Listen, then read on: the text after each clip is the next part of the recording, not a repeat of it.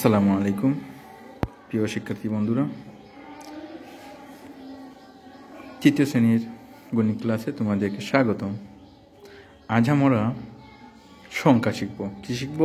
সংখ্যা। তো সংখ্যাটি পড়িও কথায় লিখি 3 নম্বরে যেটা আছে 3 নম্বরে আছে সংখ্যাটি হলো, ঠিক আছে। এই সংখ্যা গণনা করি ও সংখ্যা লিখি 2 নম্বরটা আমরা এখন আজকে শিখব।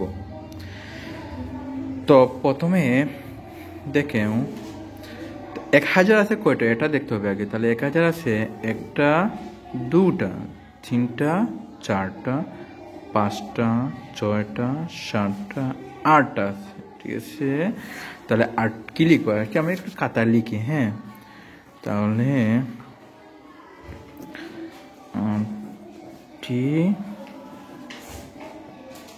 1000 আছে, ঠিক আছে। হ্যাঁ, তারপরে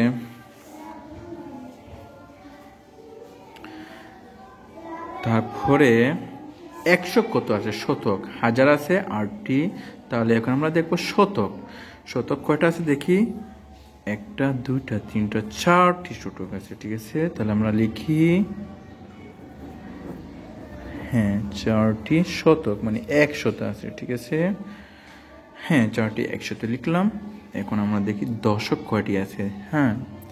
দশক আছে 1টি 2টি 3টি 4টি, তাহলে 4টি দশক আছে।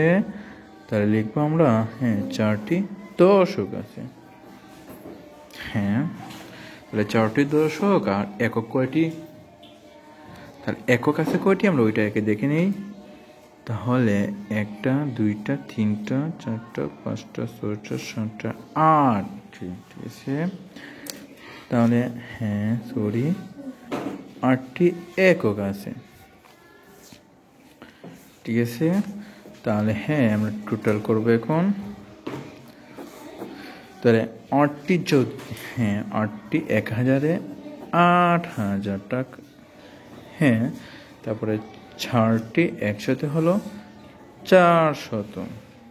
তারপরে 4টি 10-এ হলো 4 10-এ 40, আর 8টি 1 মানে 8, ঠিক আছে। তাহলে বন্ধুরা মোট করে নেই আমরা, ঠিক আছে।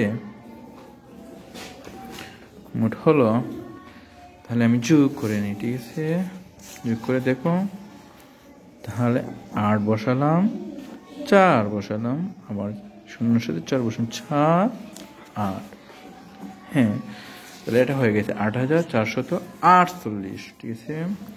তাহলে আমরা সংখ্যাটি পেলাম কত? সুতরাং সংখ্যাটি হলো কত? 8448, ঠিক আছে। তাহলে আমরা সংখ্যাটি পেলাম। এখানে লিখতে হবে 8448। আবার কথায় লিখি, তাহলে কথায় লিখি খাতায় লিখি, তাহলে 8000, ঠিক আছে। তাহলে 8400, 448, ঠিক আছে। 48 নিতে লিখে নেই, এই তো হয়ে গেছে 8440। এভাবে আমরা সংখ্যাটি লিখবো এবং কথায় লিখবো। আশা করি তোমরা সবাই বুঝতে পারছো, ঠিক আছে।